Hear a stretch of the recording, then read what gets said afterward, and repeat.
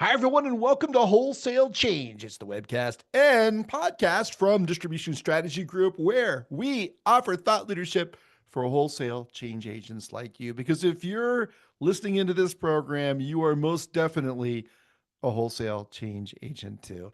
My name's Ian Heller. I'll be your host today. My business partner and friend Jonathan Bine is off at a conference doing a keynote speech. So he left it to me to host this show. I'll do my very best on my own, but I'm delighted to have a brilliant guest with us today. I'm so excited to introduce him to you. But before I bring him in, got to do a little business to pay the bills. So, first of all, if you have not signed up for our show, Applied AI for Distributors 2025, yet, you're running out of time and we're running out of spots. Show is a sellout. We only have a few seats left. We got incredible presenters. You can see them at the bottom there. We've got some of the world's leading thinkers on agentic AI. If you thought LLMs were big, wait till you see agentic. It's even bigger. We've got Don Sarno, who's the SVP of Digital Enterprise for North America for the world's largest electrical distributor. Janet Zelenka, who's just this absolutely brilliant CFO, CIO, is hosting this panel that's got Paul Kennedy, who's the brilliant CEO of DSG Supply, Tracy Duell over at CXO Partners and at Bostwick Braun, Dina Stanton at Kyndryl, who used to work with Janet at Stericycle. And we have a keynote by Jamie Head, who's the CIO of Parstown Unlimited, one of the fastest growing, most respected distributors out there.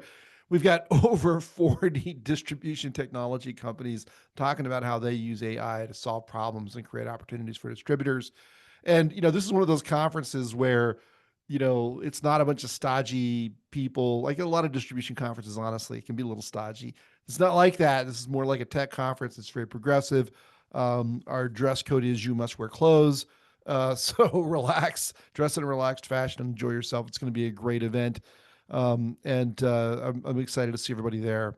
So today's show is brought to you by our friends at Epicor, a software company that has helped thousands of wholesale distributors for over 50 years to integrate their business functions into one ERP system. Because of their deep experience in distribution, they understand your world and your unique challenges. Epicor ERPs are designed to help you operate more efficiently today while preparing you for whatever comes next. They will transform your ERP from a system of record to a system of insights and action with easy to use, practical, outcome focused, and responsible AI. Epicor Solutions provide distributors like you with a consolidated ERP that is ready to use out of the box and allows for long-term growth. If you're interested in new technology, they'd love to chat with you to understand what you're looking for. You can reach out to them at epicor.com/distribution. That's epicor.com/distribution. Epicor was our very first sponsor for Distribution Strategy Group 5 years ago. We worked with them extensively, and I tell you, they are on the consideration set for just about every distributor who's putting in a new ERP, and they have earned that position. Okay, this show today is also brought to you by White Cup, the only CRM and BI platform built from the ground up for distributors. Let's be real. Most so-called CRM solutions force distributors to twist, hack, and bolt on features just to get by. You deserve better. White Cup CRM and BI were built for the real complexities you face every single day. Wild margin swings, ever-changing pricing, tribal knowledge locked in reps' heads, and the chaos of chasing down quotes and lost opportunities. With White Cup, you don't just get another tool, you get a single source of truth. Instantly see every quote, every opportunity, every customer touch point, and know exactly what's driving your margins and what's slipping through the cracks. Stop guessing. Start running your business with data that's actually built for distribution. No more duct tape, no more spreadsheets, no more one size fits nobody. Ready to run smarter, grow faster, and finally get the visibility you've always wanted? Visit whitecupsolutions.com and see how real distributors are using White Cup to drive real results. That's whitecupsolutions.com. I've met with their management team a couple of times, done presentations for them about the industry. Boy, they really get distribution. And it's interesting because we've done a lot of work around CRMs, and these purpose-built CRMs like White Cup actually have faster adoption rates and higher adoption rates than the big general purpose CRMs, or even the CRMs that come with many ERP systems. So it's a great tool, and if you're in the market for good BI or CRM, you should contact White Cup. Okay, now let me bring in today's guest, Patrick Knight, who's the president and CEO of IDEA. Patrick, thank you so much for joining us. I'm delighted to talk to you today. So we are going to start by, let's see, let me get rid of the slides here. We're going to start by inviting our attendees to ask questions. We've got more than 50 people dialed in today, which is a nice sized crowd considering it's a podcast recording. So please, bring your questions. There's a Q&A button at the bottom of the screen. But Patrick, first of all, welcome to the show. Why don't you tell us about your background, maybe what you studied in college and what you've been doing since then? Well, hey, thanks. Yeah, thanks for having me. I'm excited to be here. Background, yeah, a little wild. So I went to University of Richmond, studied economics and Spanish. Had grand ideas of working in international business. Moved to Chile, lived in Santiago, and I taught English. I was terrible at it. Did some virtualization work because I had an internship at vKernel, which is now part of VMware, which is now part of Microsoft. But so I had like an IT background. Um, was there for about a year, backpacked until I ran out of money. Then moved back to the States, and that's how I kind of got into this business. I worked at a company called VNA, which is Vanguard National Alliance, which was the national accounts group for the Rockwell independent distributors, right? Because they have their APRs, and in order for them to compete on a national scale. And the goal was that I came in, was fluent in Spanish at the time. I can't really speak Spanish anymore, but to try to help them expand into Latin America, which didn't really go well. It's a different world back then. But that's kind of, I feel like a lot of people fall into the electrical industry and never leave, and that's how I fell into the electrical industry. So I was there for a while, strategic account management. I got headhunted to go to, actually VNA got merged with Supply Force. Around that time, I moved from Boston to Chicago to go work at a GPO called Prime Advantage, kind of working in corporate strategy, business development, really trying to look at like the supply chain for mid-market manufacturers to understand what's coming and what's going. So, either from like the MRO space with like a Grainger or a Fastenal, steel. A lot of our members were like metal vendors, so steel, but then also like getting into SaaS, and HR and supply chain risk, and how do we bring these companies in before suppliers or manufacturers know that they need them. And from there, we got acquired by another company called Omnia Partners. I kind of worked in contracts and M&A there for a little bit. And after that, I got recruited to take on the IM Supply Group, which was iMark's attempt at a national Mm-hmm. accounts arm. Um, and that was going really well. But the biggest hurdle we saw with iMark was just the number of acquisitions that were happening. We had some cool ideas there about how to maybe think about national accounts from like a digital space as opposed to just chasing industrial, which there's a redundant number of people who can do that.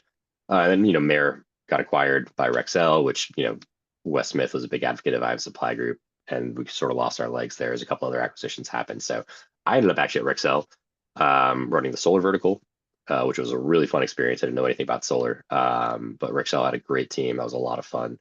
Um, and then now most recently I'm here at IDEA. So that's my really long path. From I grew up in New Hampshire to Virginia to South America, back to Boston to Chicago. Now I live in San Diego. So here we Wow. are. Yeah. If I keep going west, I'm gonna end up in Hawaii, which That's not terrible. yeah, Although, you're in San Diego, so at least, that's a great place too. Great weather. hard to complain about life out here. I know. Cool. Okay, well, that's a fascinating background. I think a lot of us have the same experience where I read this statistic one time that some extraordinary percentage of people don't work in what they studied in college, Yeah.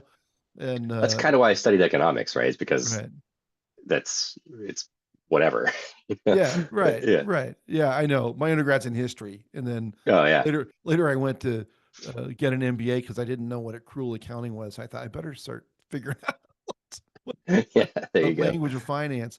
Um, but anyway, okay, good. So now let's go through an overview of what IDEA does. All right. So, I know it's mostly in electrical, but not exclusively in electrical. You guys are, member owned. You connect manufacturers and distributors, but there's a lot going on with what you guys do to add value in the channel.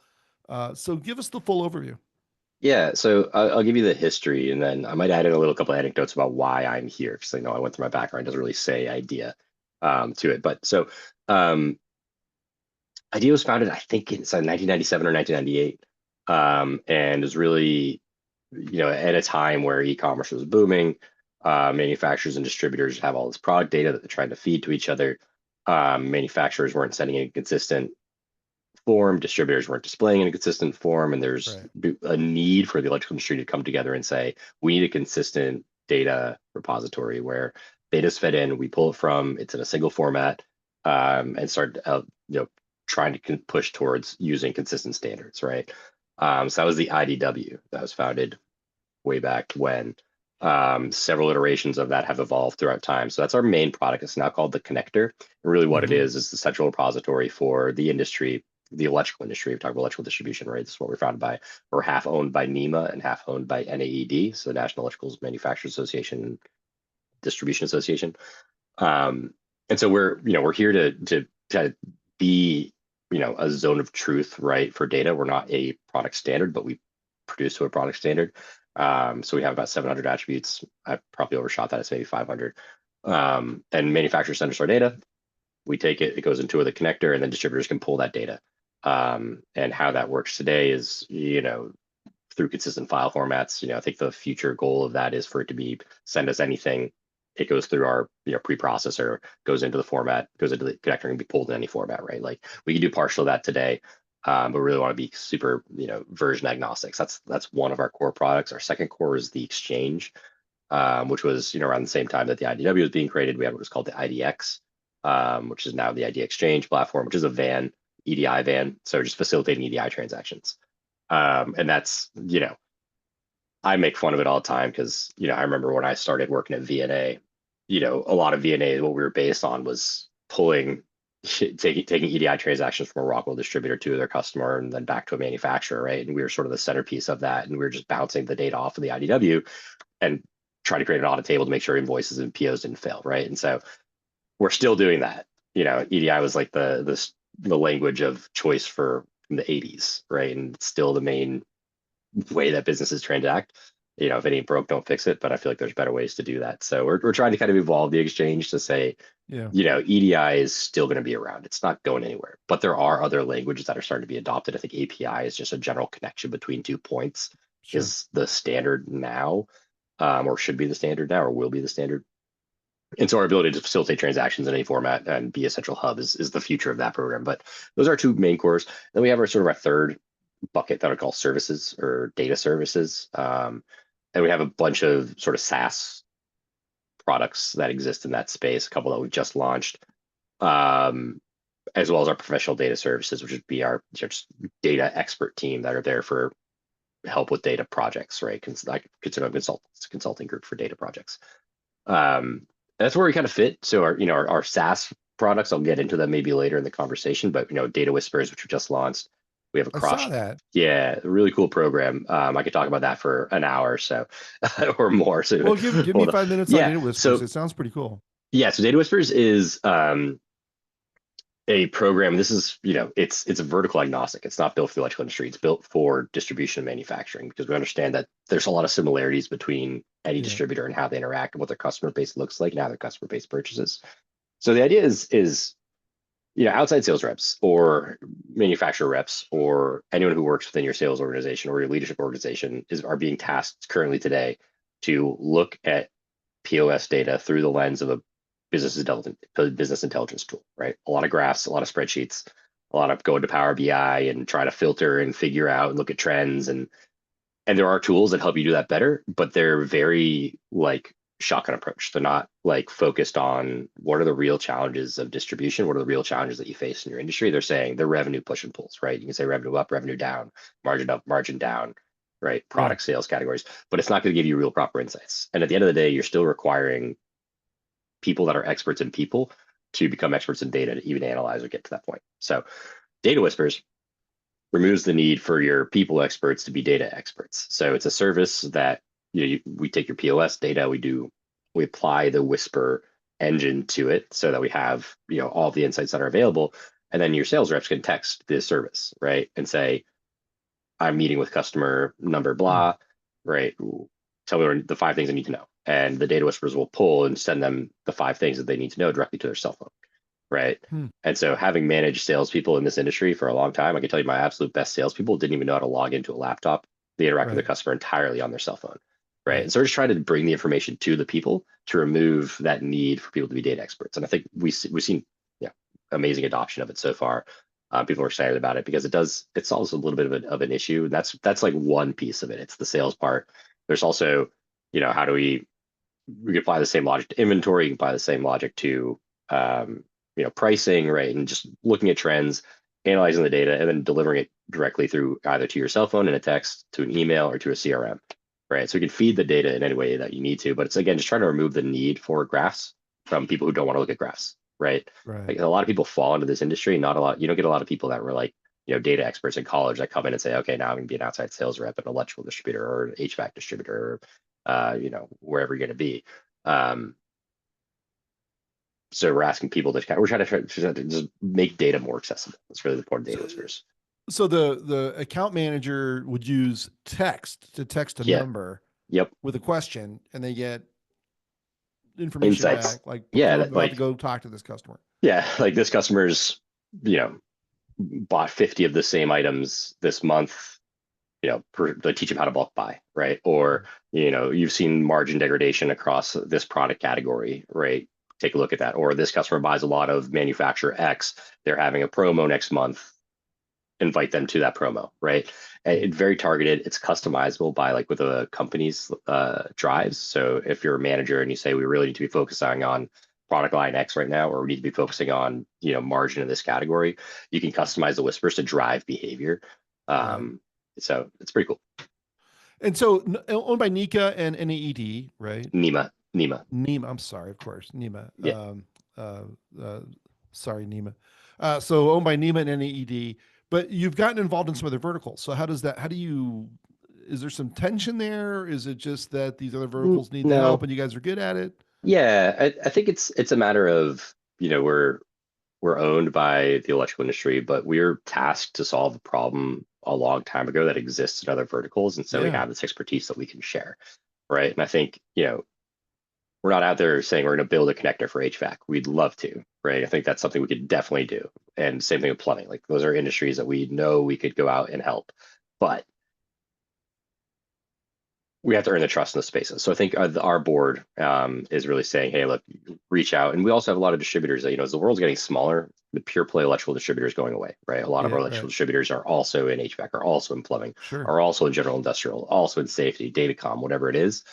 So there's a need for us to kind of help them. And as they look Right. at those spaces, they say, hey, look, there's not a central way for me to get all my data. I'm now reconnecting to 30 manufacturers again. I don't want to do that. I want to connect to one manufacturer.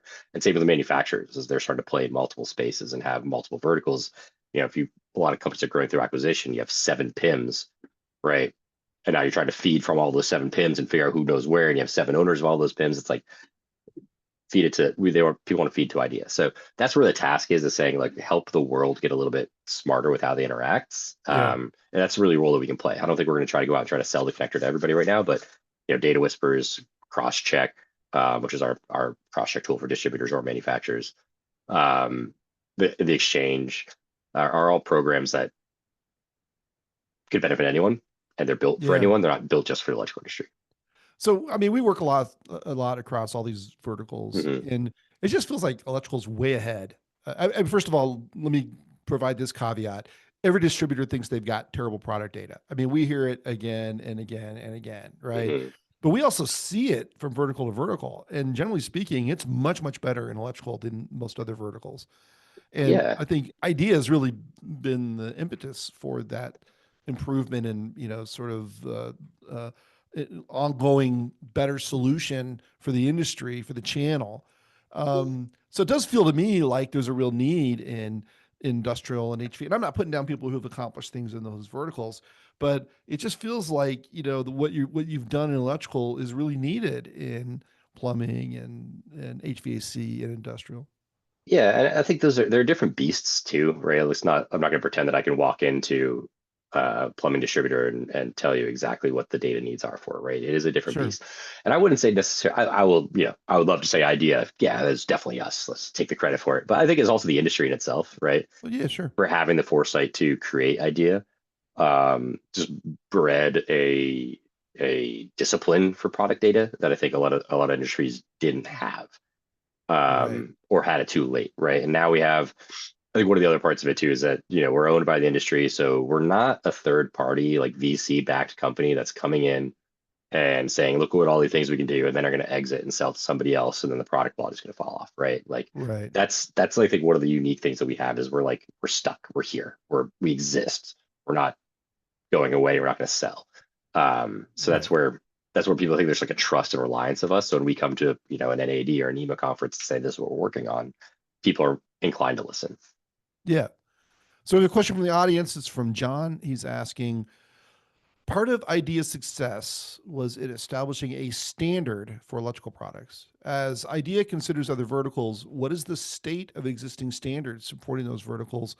Will this drive a more committed support of ETIM for those additional verticals? Yeah, I would hope. So we support multiple standards at ETIM-CAS. Right. I'm not going to keep naming them because I'm going to say the wrong things, right? So we support multiple standards, and I think we would look to those industries to say, hey, let's talk to an association within those industries that has a standards initiative, and follow the lead of that industry to be pushed towards what CAS, what category it is. If it's ETIM, if ETIM is the standard, say for plumbing, I don't know if that's correct or accurate. I Yeah. could be completely Yeah. way off. We would follow those standards, and that's one of the values that we have is the ability to say, what are the attributes of these standards? How do we take data and process it into those standards and harmonize it? So, and if there's Got it. no standard for those industries, then, well, hey, get your association together and start building one. It's pretty Yeah. I mean, broad. I would imagine a strong association is Yeah. the the ideal partner for you in a vertical. Is that Yep. right? Yeah. Yeah. It's just easier for us to impact large swaths of people as opposed to going to one manufacturer and saying, hey, we want to get this initiative done. And then we have to repeat that process 100 times, right? If we can go to an association and have that conversation about, hey, how do we help impact data quality in your industry, and come from, again, like a point of like, I'm not a VC backed third party company that doesn't know anything about your industry. I come from distribution. Yeah. We're built for distribution, right? That's where our value is. Yeah. And you haven't been in this role that long, right? You've been there Yeah, yeah. I started in January. starting January. Okay. So tell me, like, how did you like sort of catch up with what, because it's a complicated business model. How did you, educate yourself on, you've been in the channel before, of course, you were at Rexel, and you have some other experience. How did you sort of catch up with what IDEA was doing? And now that you've been there 6 months, where do you think you're taking the organization that may be different than where it was going when you arrived? So yeah, so David Oldfather, who was retired, he Yeah. stuck around for a couple of months, and he actually still works with me a little bit, but he's did a really good job of transitioning, right? Got it. So we worked together over a couple of months to help transition over, and the team is great, right? I can't talk enough about the employees at Ideas, high quality, intelligent, caring individuals. So everybody's very dedicated to help get up to speed. I do have the benefit of being from the electrical industry, and like I said, back in when I started my career at VNA, we were very um, very tied to the IDW and the Exchange platform. So I got, I was writing EDI, right? Transactions. Like I could read EDIs, figuring out where products were Yeah. failed, right? And I was getting very into, how do we make intelligent data decisions based on all the data we have throughout our POS, but also through our access to the IDW. So how building pricing files and things like that. So, and automated processes, right? So that's where I started my career. So I've been kind of tied into this concept of how do we push the industry forwards from a data and technology standpoint. So like you say, the electrical industry is a little bit farther ahead than other verticals within the distribution or manufacturing space, but still really behind like modern technology and like a tech company, right? Like what Yeah. and our ways that we interact and the ways that we can make intelligent decisions is I think a little bit behind. And a lot of that's just, you know, legacy built businesses that it's hard to move, right? It's hard to move a multi-billion-dollar corporation, right? Right. Just as much as it's hard to move a $30 million corporation. Sure. Um, so the roundabout way of saying how do I get up to speed is part of it is I had a good background of understanding the core of idea and the vision of what I had of where it should go. And I don't know that we're going to do too much different, right? I think really leaning into this concept of being a SaaS organization, right? And developing tools for the industry, or for any industry from the distribution manufacturing space. I believe that anytime our data is being manipulated by a third party, that's a point of failure, that we should probably be providing a service that does it ourselves, right? So anything around data manipulation, try to get more into kind of software suites in general, and pushing, right. What more can we do with data? How can we help people make intelligent data driven decisions when they have access to, billions and billions and billions of bytes of data, and we're doing nothing with it, right? If you look at the POS data for any major distributor, I mean, there's gold in there in insights that they could do to help themselves drive their businesses and run their business more intelligently and grow sales. How do we do that, right? How do we access that data, weaponize that data? That's what we're trying to do. So do you take in POS data from distributors? Part of it, just for Data Whispers, it'd be the only program that we do that for. Okay. Got it. So we're also not like, this isn't like the marketplace thing where we're putting all the Right. data together into one big thing, and right, it's all NDA'd, and we're not sharing that. So, but Okay. yeah, Got it. we can. Yeah, we're not like a POS hub. That would be wild. I would love that if the industry wants to say, let's put all your data through IDEA. We can make some really intelligent market decisions about, how do people buy throughout the country. I think there's some cool stuff to gain from that, but I understand the risk of sending all that data to another company Yeah. and getting access to it to your competitors. Well, it's always been a contentious thing about how Yeah. much what you do with your POS data as a distributor. Yep. Now, when your distributors, I mean, you mentioned like this distributor did the roll up and they have 7 PIMs, and by the way, that's not uncommon. That's not an exaggeration. This happens all the No. time. Yep. So do they need to consolidate, or do you advise them to consolidate to a single PIM and then use that PIM to interface with IDEA, or do you No. care? No, I don't care. And I also, coming from a large company like Rexel, like you understand Yeah. the challenge of growing through acquisition, right? Because every time you buy another distributor, another manufacturer, you're buying a whole other ERP, a whole other business system, a whole other PIM, right? Right. And at some point, like the cost to change is through the roof, right? So I understand that it's a gradual change to, where if you are a large company and you're growing through acquisition, you're going to have multiple data sources. Right. Doing your best to consolidate those and having a single product owner is ideal, right? As long as the same individual is responsible for maintaining the data and syndicating the data through IDEA, or from IDEA, then it's that'll work, right? But what's probably where we're in challenges is when companies have like, e-commerce owns this product category, and Right. product data owns this category, and engineering owns this product category, right? And that's where we run into like the chaos of a company only sending 30% of their data to IDEA, right? Because they don't even know how to download the other 70%, right? That's where we can try to help figure out what's the best way to go about it. Can you help them standardize and harmonize their attribute Yeah. across their taxonomy across their Yep. multiple Yep. We uh, have, we have an initiative called the data? Harmonized Data Model, which is Okay. built exactly to do that. That's our pre-processor to the connector. And the idea is, you got the word, you have black wire, right? And some manufacturers say it's BLK, some Yeah. say Yeah. it's lowercase BLACK, some say capital P, right? It hits our preprocessor and gets syndicated into the proper format, right? So it'll always be capital B, lowercase the rest of the way. It'll always be fully written out black, right? How do you Right. write a quarter inch, right? Is it Yeah. Yeah. 0.25? Is it 1/4? Is it right? Right. 1-4? Do you put IN? Do you not put IN? Is I capitalized? All that noise. And even within manufacturers, you'll find like 15 different ways of writing quarter inch, which is wild. So all that hits our preprocessor, and we standardize it into a single unique format. Interesting. Okay. And you guys do an annual event. I know it's in the banner for the people who are watching this on YouTube or live on Zoom. There it says it's called eBiz 25, October 8th through 10th in Nashville. What do you do at your show? And who attends and why should people attend? Yeah, so it's a great show.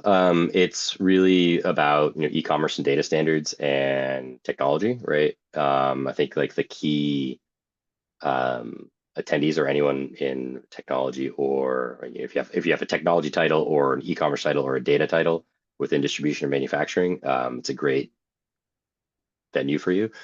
Zach Cass is our keynote speaker. He's the head of, I'm just screwed up. He's He the was head with of the go-to-market strategy at OpenAI. he Yeah, was he was. yeah, We've had yeah, him twice at our events, and I saw yeah, him speak at another association. He's one of the best conference speakers I've ever seen.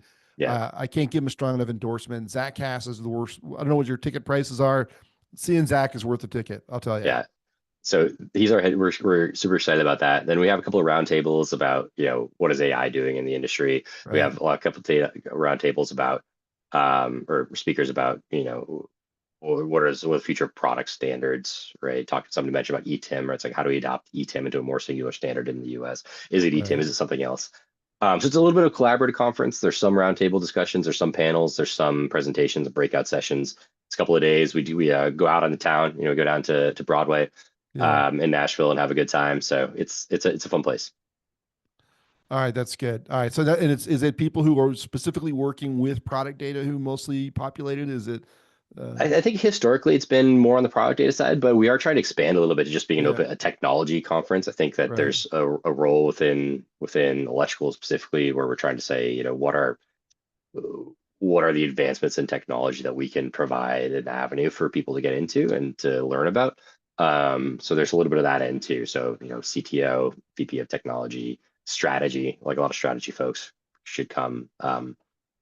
Anyone who's responsible for like investing in technology at the companies. I think there's also that end of it. That's pretty big. Okay. And how do you grow an organization like IDEA? It's not a conventional. I mean, it's really interesting. It's very highly value added, and you obviously have expanded somewhat out of just being sort of the electrical data hub, if you will, or the. Mhm. Um, but what are your to the degree you can share it? What are your growth plans? What do you see? Where do you think you're going to take the company in the future, Patrick? So I think there's a couple things. One is we call it, multi-channel, right? So how do we sell to, or how do we provide value not just to distributors and manufacturers, but also manufacturer reps and contractors in the electrical industry? That would be the Right. one easy way for us to kind of look at, large contractors, subscriptions to connector. I think there's a very large value there. Manufacturer reps, getting more and more in tune to their data needs, as well as data whisperers could go through all of those. Even the cross check, having a internal cross check tool for those folks, and then multi vertical, right? So how do we take everything we're doing from the electrical industry and look at it also from the lens of HVAC, industrial, plumbing, datacom, any adjacencies there that make sense, safety, PPE, right? There's so many areas where we can provide impact and data harmonization and standards. So those are kind of like the key ones. And there's also just growing our SaaS portfolio, right? How do we provide more tools that are value adds to any industry that can kind of really play off each other, right? I think having a software suite that really is symbiotic, I think is important Mm. for a company like us. So not just having a bunch of products that don't necessarily make sense, right? We're not gonna have a bunch of standalone. We're gonna have things that make sense that are coherent with what ideas should be offering. And how is AI affecting product data in general and what you do specifically? What a wonderful, wonderful question. Oh, thank you. It is so.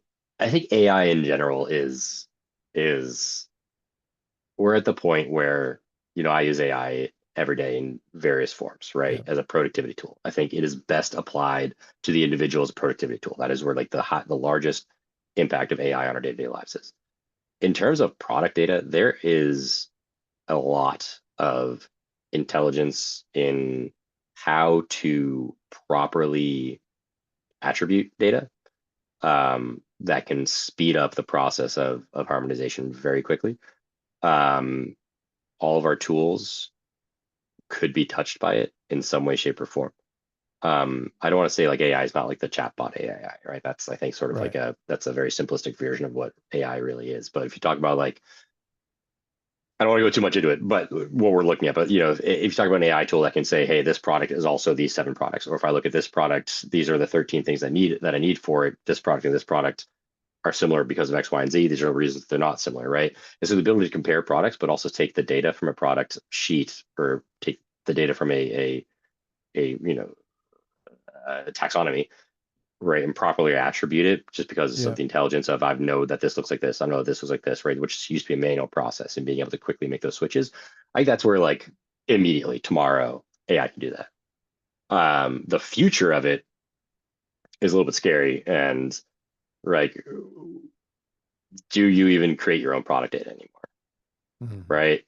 Like, does an image of your product with a short description of its main classifications all that you need to generate a fully built out ETIM classification for a product? right? Like, I don't know, probably. Where are we? So Yeah. I think that the speculatory of like tomorrow, it's like sorting and making intelligent decisions about product relationships. And then like in the future, it's creating product data, and managing product data and forcing things to standards. So um, the reality of how we get to that future is interesting. I think as I talk to more and more manufacturers about product data and AI, a lot of them are saying, don't let, if you have an AI tool, my data cannot touch it, Oh, right? really? Yeah, and because they don't want a tool learning off their, you know, IP, right? Yeah. And they're concerned that, if you make some sort of fuse, right, then we're going to now have that data exist within a machine that can create that same exact fuse for a competitor, even though that's Right. not what we're doing. But it's a real concern, right? And I think that it's very valid. We have to be careful about, what we feed AI machines, because they're only as smart as the data and the direction they're pointed, you know? Like you could tell, yeah, I think the analogy I always say is, you could tell AI to like tell you the best path to go from build the best roads from Denver to San Diego, and it might spend a lot of time doing that and you get some really good information, but you realize they put Sao Paulo instead of San Diego. Now all of a sudden you're going to Brazil instead of California, right? And Right. that's, but the what it what it created was great, but the human error part of it was bad. So we're in this space where people are very concerned about that aspect of error. So um, that's my roundabout answer of saying I don't know. No, look, I don't think anybody knows Yeah, but someone needs to lead the dialogue, yeah, right? And it feels like IDEA as the organizing entity and as the central gathering point, at least more so than any other organization for product data, particularly in electrical channel. Boy, you guys are going to have to provide some leadership and vision and guidance on how to use AI with product data, right? I mean, it's just going to yeah. you're going to be in that you're going to have that responsibility. Yep. And we feel that, right? And I think we're investigating it. I think we're being cautious, which I think is a very critical space or mentality for our role in the industry. Yeah. Is making sure that if we're saying this is a really good direction to go for AI and we're adopting AI in this way, that we're doing it in a way that doesn't harm anyone, um, or doesn't create concern if somebody adopts it and all of a sudden AI derails their product data or their organization, right? So I do think that that's definitely a space for idea. And that's part of eBiz too, right? That's part of the direction I want to take eBiz is being a technology leader, Right. and having that dialogue around what is intelligent technology, how do we adopt it, not just AI, but all technology, right? You guys have your conference Right. next week, which I think we have a lot of we have some folks attending from Yeah, like IDEA. four of them, I think. Yeah, Right. I'm Right. excited Yeah. about it. Thank you so Yeah. much about that too. I really Yeah. appreciate it. Let Sure. you let it come. So they're all excited about it, and I think we look at it from a space of like, how do we take what's being said there and say, okay, how do we help those companies that also have a voice? How do we help distributors and manufacturers connect and understand what's happening out there? You look at some of the Right. major players in the electrical industry, and they have all adopted AI through and through their Yeah. organizations, right? Right. Those are just a handful of our customers. We also have the rest of the industry that are also maybe slower to act. And how can we help those companies that are slower to act understand the simple, this is your first step into AI. This is your first step into, productivity, which think of like the productivity suite of AI is, again, like I said, like the first step of any individual today should be an AI step, right? Right. That's to me the most efficient way to work now. Um, so how do we help people with that, giving their employees tools, but also giving their data tools? Yeah. So I saw on your website that you say 80 out of the top 100 distributors are members of IDEA. Should we go ahead and shame the 20 that are not on this call? Should we call them out No, by name? no, no, no, no, no. I'm just kidding. No, I'm yeah, just they kidding. need. But Yes, please. No, and even those 20 that aren't, we still work with them, right, in some way, shape, or form, right? I'm I sure. think, I'm sure. Well, there's, the real question there is, I'm sure just similarly in manufacturers, not all manufacturers work with IDEA. You probably have 80% of those too. yeah, Um, how do you continue to expand this is where I was going with this question, jokes aside. How do you continue to expand your influence? I mean, it gets harder when you already have 80%, right? Because yeah, that means you're the standard. Um, how do you get the rest or more of the rest of whether it's manufacturers or distributors or, as you said, manufacturers reps, for example? enrolled going forward? Because it's hard when you have that much share already. Yeah, and I'd say of the, and I'm not gonna, I'm gonna make an assumption, and that the 20 that aren't probably had a negative experience with us at some point over the last 27 years, right? Got it. Okay. And we've evolved a lot over time, right? From the IDW to who we are today. And I think it's just trying to get people to give us a chance to recognize that we're a company that now is our primary way of going is being easy to do business with, right? That's like Okay. core and how we're trying to act is to be easy to do business with, right? And so we're affordable, we're owned by the industry. And so part of it's just is trying to get another chance, right? That's for those 20, right? Expanding outside of the verticals to the electrical vertical to other spaces is a big part of it too. But just providing solutions that people need. I think there's been historically, originally we were with manufacturers, we charged by the SKU, right? Which became arduous. And so manufacturers only put 50% of their SKUs in. Well, now we just charge a straight flat subscription fees, put all your data Got in. it. So going back to Got it. everybody that didn't put all their data through us and has it existing somewhere else, how do we go back and say, hey, it's easy. It doesn't cost you anymore, but there's a lot of value to getting the rest of the data into the connector because now we can syndicate that data to a distributor, right? If a distributor's only source for their e-commerce data is our tool, and you sell 20,000 products, but only 10,000 in the connector, you're not selling those additional 10,000 through, distributor X, right? Right. So having that conversation, trying to bring that back into the forefront of everybody, the value of data completion is huge, especially as the world gets smaller and we evolve more. So that's the conversation. I think is just trying to push people to understand, right? There's only good things that come from working with IDEA. We're not doing anything harmful. Got it. Okay. So we have a related question, anonymous question. As a distributor, it is frustrating not to have manufacturers using IDEA connector. How does IDEA capture manufacturers that have left or are apprehensive about moving back to IDEA?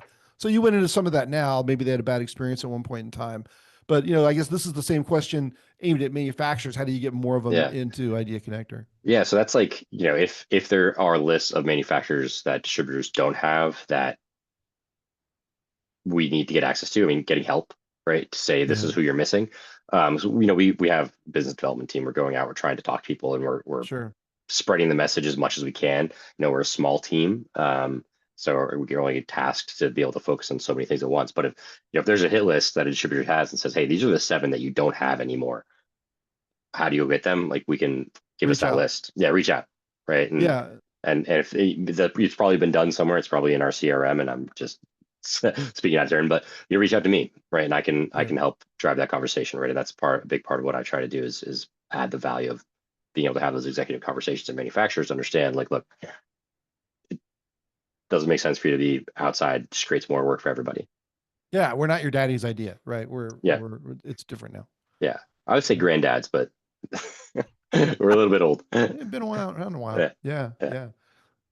All right, good. So what have we left out of the discussion, Patrick? What else should people know about IDEA before we head to wrap up this conversation? Hey, so yeah, we're having fun, right? We're doing a lot of cool new stuff. We're trying to be easy to work with. If there's anything we're not doing that you think we should be doing, reach out. I'm here to be a conduit to the industry. So if anyone has any questions, wants to reach out and talk to me, give me a call or shoot me an email. And Conduit to the industry. I like that. It's an electrical pun. yeah, it's intentional, right? That's right. So anything we can do to help, right? That's what we're here for as IDEA. That's our core is that we're owned by the electrical industry. We're for the industry. We're for other industries too. We're trying to help you. If you can and you are looking for more data or you have ideas about how to interact with data or you have no idea what you're doing with your data and you want help, give us a call. I think we've got a lot of avenues for, I don't know what to do, help. Give us a call. Awesome. Okay, good. So please hang on for just a minute. I do want to talk about an upcoming program we have. This is our newest program. It's tomorrow. It's called AI News and Gurus. It's co-hosted by Brian Hopkins, who's our Chief Operations Officer and just really a savant when it comes to using LLMs for personal productivity and for a lot of other applications as well. And Brooks Hamilton, who's a longtime AI expert over at AI Strategy Advisors. Their special guest tomorrow is Tracy Spanenberg.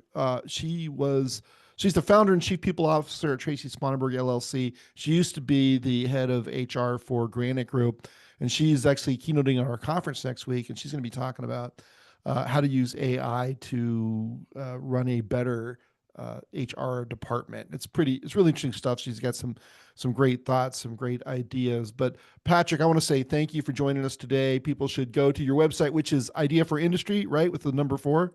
Correct. Ideaforindustry.com. Sign up for eBiz25. Thank you for joining us today, Patrick. It was really a pleasure to talk to you.